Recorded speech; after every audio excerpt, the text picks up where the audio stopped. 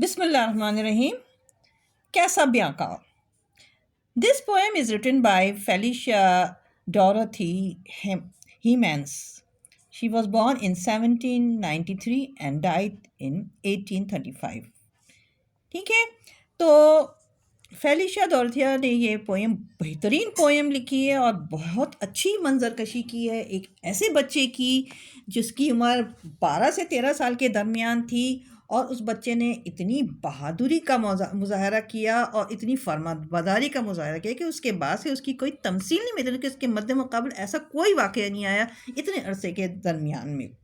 तो ये जंग जो थी सन 1798 में शिप में लड़ी गई थी। ये वॉर शिप थी और शिप की ये वॉर थी जिसको ये लॉर्ड नेल्सन जो कि इंग्लैंड का लॉर्ड था और फ्रांस का एडमिरल ब्रुइस, ये फ्रांस का एडमिरल ब्रुइस और उसका जो बेटा था कैसाबियांका वो भी इस वॉर में शामिल था। ये जो पोएम है वो इस वॉर के उस लम्हे की है कि जो तकरीबन इसमें से आधा शिप जो है वो जल चुका था और उस आखिरी लम्हे में जब कैसाबियांका अकेला जहाज़ में खड़ा था और उसने उस हार्डशिप को कैसे फेस किया, उस कैसे उस कठिन मरहले को उसने जो है सामना किया और कैसे बहादुरी का और सब्र का मुजाहरा किया, वो जो है वो इस पोएम में बयान की गई है। The boy stood on the burning deck, लड़का खड़ा था जो समंदरी जहाज़ में और जो बर्निंग डेक है जलता हुआ जहाज़ का जो डेक का हिस्सा होता है वो जो होता है वो फ्लोर बना हुआ होता है, 2-3 फ्लोर होते हैं और उस फ्लोर की छत नहीं होती, तो वो हिस्सा जहाज़ का डेक कहलाता है। When all but he had fled, सब के सब लोग जो थे वो मैदान जंग से गायब हो गए थे। The flame that lit the battle sweat, जो आग की तपिश थी वो जहाज के मलबे को जला चुकी थी। Shown round him over the dead, और जो लोग जिसको बताया गया था कि लोग जंग के मैदान से गायब थे वो क्या थे कि उनकी डेड बॉडी थी वहाँ पड़ी हुई, वो जंग में हाजिर नहीं थे क्योंकि वो बाकी लोग जो है थे वो मुर्दा हो चुके थे। तो मरे हुए लोगों के ऊपर से आग का शोला भड़क रहा था। Yet beautiful and bright he stood, मगर क्या था कि ये खूबसूरत सा बच्चा, चमकदार सा बच्चा खड़ा हुआ था। As born to rule the storm, ऐसा लगता था कि वो पैदा हुआ है कि इस मुश्किल घड़ी पे हुकूमत करे। A creature of heroic blood, क्योंकि उसका बाप भी एडमिरल था और उसके रगों में बहादुरी का खून था, तो वो बहादुरी का मुजाहरा कर रहा था। A proud though childlike form, बहुत बड़ा वो फख्र था उस जंग का, अगरचे कि वो एक बच्चा जैसे बच्चा नुमा एक लड़का था, छोटा सा लड़का था, लेकिन वो बहुत उस जंग का फख्र था। The flame rolled on, he would not go, उसके इर्द गिर्द जो थी आग लपेटे में आ गई थी लेकिन वो नहीं जाएगा, वो नहीं गया, नहीं जाएगा। उसने ये फैसला किया, क्यों? विदाउट हिज फादर्स वर्ड, के अपने फादर की इजाज़त के बगैर उसको नहीं किया, क्योंकि उसके फादर ने उससे कहा था कि तुम यहीं डटे रहना, जमे रहना जब तक कि मैं तुमसे यहाँ से हटने नहीं कहूँ। तो वो अपने फादर के इजाज़त का इंतज़ार कर रहा था। दैट फादर फेंट इन डेथ बिलो, अच्छा अब वो जो डेक जहाँ वो खड़ा था उसके निचले हिस्से में उसके फादर की डेथ हो गई थी, वो जो थे वो वहाँ पे वो लेटे हुए थे, उनकी डेड बॉडी रखी हुई थी। His voice no longer heard, कि उसकी उस कैसाबियांका के कोई आवाज़ उन तक सुनाई नहीं जा रही थी। ही कॉल्ड अलाउड, फिर उसने चीख के कहा, से फादर से, कि पापा अब बोलें, कि बोलें, क्या बोलें? If yet my task is done, कि अब मेरा काम खत्म हो गया है, आग चारों तरफ आ गई है, अब क्या है कि मैं अभी भी यहाँ खड़े रहूँ, अब मेरा काम खत्म हो गया। ही न्यू नॉट दैट द चीफ्टन ले, उसको नहीं मालूम था कि जो चीफ्टन, जिस चीफ का जिस सरदार को वो पुकार रहा है, अनकॉन्शियस ऑफ हिज सन, अपने बेटे के बातों से बिल्कुल बेखबर, उन्हें कुछ नहीं पता, चूँकि वो उन्हें कोई आवाज़ नहीं आ रही थी, because he was died. Speak father once again he cried, फिर दोबारा कहा, बोलिए पापा बोलिए। इफ आई में येट बी गॉन, कि अब मैं जा सकता हूँ। And but the blooming shots reply and fast the flames roll on, जवाब में क्या मिला?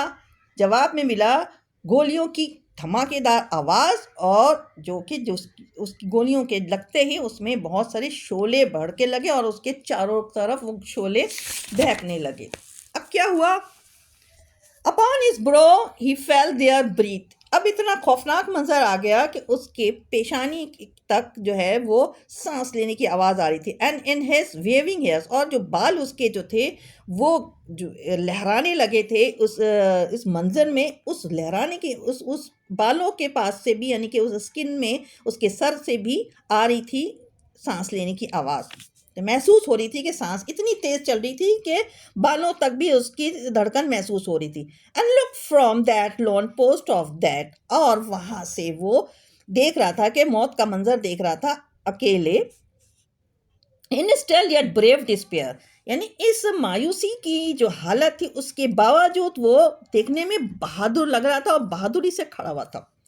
फिर ये देखे कि आग इतनी ज़्यादा करीब आ गई, शोले इतने ज़्यादा करीब, फिर इसने तीसरी दफ़ा अपने फादर को पुकारा है। And shouted but one more allowed, फिर एक दफ़ा उसने अपने तेज़ी से चीखा और कहा कि my father must I stay, मेरे पापा, क्या मैं यहाँ क्या मैं यहाँ रुकूं अभी? यहाँ मस्ट आई कि मेरा रहना अभी यहाँ बहुत ज़रूरी है। तो कहा कि while over him fast through sail and shroud the breathing fires made way।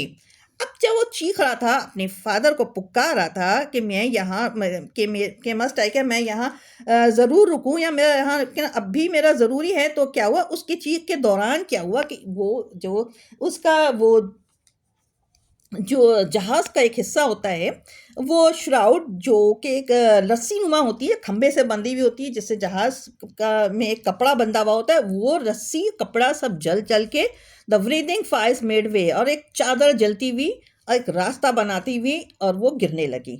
The wrap the ship in Splendor wide. अब क्या हुआ कि जलती हुई चीज़ और चौड़ाई में जल रही थी, तो क्या हुआ, तो उसने आग को और तेज़ी से लपेट लिया, बहुत जो है ज़्यादा एरिया में आग भड़क उठी।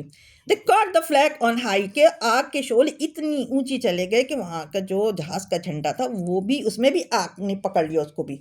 And stream above the Gallant child like banners in the sky. फिर क्या हुआ कि ये आग का सिलसिला एक जो है वो जो मुख्तलिफ चीज़ें जलती जलती एक के बाद एक सब जलती हुई चीज़ें उसकी तरफ बढ़ी थी, और ऐसा लग रहा था कि आसमान पे कोई झंडा लहरा रहा है। ये जो कि चादर जल रही थी ना, तो चादर में चौड़ाई की में जो आग की लपेट थी, वो लग रहा था कि आसमान में कोई झंडा जल रहा है। और ये मंजर जो था वो बिल्कुल ही एक बहुत ही, समझ लें कि दिल दहला देने वाला मंजर था, और वो बच्चा नीचे खड़ा हुआ था और ये सारी चीज़ें उसके ऊपर हो रही थी। They came a burst of thunder sound, इसके बाद एक धमाके की आवाज़ आई। The boy, oh where was he. अब क्या था कि बच्चा अब नजर नहीं आ रहा था। The boy, oh where was he, कि बच्चा कहाँ गया है।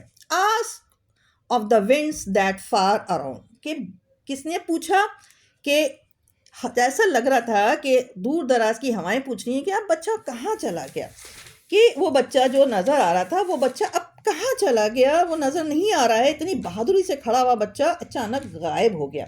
फिर क्या हुआ? विथ फ्रेगनेंस स्वीट द स्ट्रीव द सी। अब वो जो जहाज़ के टुकड़े थे, वो जो छोटे छोटे टुकड़े टूट टूट के समंदर में गिर रहे थे। बच्चा गायब हो गया, जहाज़ के पार्ट्स जो थे वो टूट टूट के समंदर में गिरने लगे। With mast and helm and pennon and fair. Mast क्या होता है? जहाज़ में जो खंबा होता है वो, जहाँ एंड हेल्म, जहाज़ में जैसे गाड़ी का स्टीयरिंग होता है, वैसे स्टीयरिंग की तरह जहाज़ को चलाने वाले स्टीयरिंग जैसा एक चीज़ होती है जिसको हेल्म कहते हैं, जिससे जहाज़ कंट्रोल होता है। अब पैन एंड फेयर क्या था? वो जहाज़ का झंडा, हर पानी के जहाज़ में उसका एक मखसूस झंडा होता है। ये सब के सब जल गया और राख बन गया। That well had born there part, सारे के सारे जो है अच्छी तरह जल के राख हो गए, एक एक हिस्सा जल गया। But the noblest thing which perished there, जहाँ अब जो इतनी सारी चीज़ें ख़त्म हो गई, अपने वजूद को ख़त्म कर दिया, तो उसमें जो सबसे ज़्यादा काबिल एज़ाज़ चीज़ थी जो जो वहाँ पे हादसे का शिकार हुई, was that young faithful heart, वो सबसे छोटा बच्चा, वो छोटा सा बच्चा 12 साल का कैसा बियांका, और बहुत यकीन वाला, दिल रखने वाला, जिसको इस बात पे यकीन था कि उसके पास ऑर्डर आएगा तो वो वहाँ से हटेगा, वो सबसे ज़्यादा काबिल एज़ाज़ बच्चा था। तो एक कैसा बियांका एक छोटे से बच्चे की बहादुरी की कहानी है। और आप बच्चों ये सोच लो कि कैसा बियांका से हमें क्या सबक मिलता है। हमें सबक ये मिलता है कि हमें जो हमारे पेरेंट्स कहते हैं, जो हम उनका जो ऑर्डर होता है करने के लिए, उस काम को करने के लिए आपको कोई भी कितनी भी प्रॉब्लम हो, कैसा बियांका से ज़्यादा प्रॉब्लम नहीं आ सकती है, उस प्रॉब्लम को फेस करो और उनके जो है ख्वाहिश को पूरा करो, उनके एम्बिशन को पूरा करो। तो इस तरह जो है आप भी बहादुर कहलाएंगे और कैसा बियांका जैसे बच्चे कहलाएंगे। ठीक है, तो अब इसका सेंट्रल आइडिया है कि a bold and brave person face all the hardship of war. ये वॉर का किस्सा है कि वॉर में जितनी भी हार्डशिप होती है, जो ब्रेव पर्सन होते हैं वो सबको सब इतने जो है, एक 12 साल के बच्चे ने फेस कर लिया तो बाकी लोग कितने आराम से फेस कर सकते हैं। ये भी एक वॉर का हिस्सा होते हैं। एंड ओबे all the orders of his commander, और अपने कमांडर के सारे ऑर्डर्स को ओबे करते हैं विदाउट फियर ऑफ डेथ, कोई मौत का खौफ किए बगैर। ठीक है, तो कैसा बियांका से जो हमें सबक मिला है वो हम सबके लिए है। और उम्मीद है कि आपको कैसा बियांका का पूरा चैप्टर जो पोएम अच्छी तरह समझ में आ गई होगी। वीडियो देखने का शुक्रिया। Thank you for watching. इसको शेयर, लाइक, सब्सक्राइब करें। अल्लाह हाफिज़।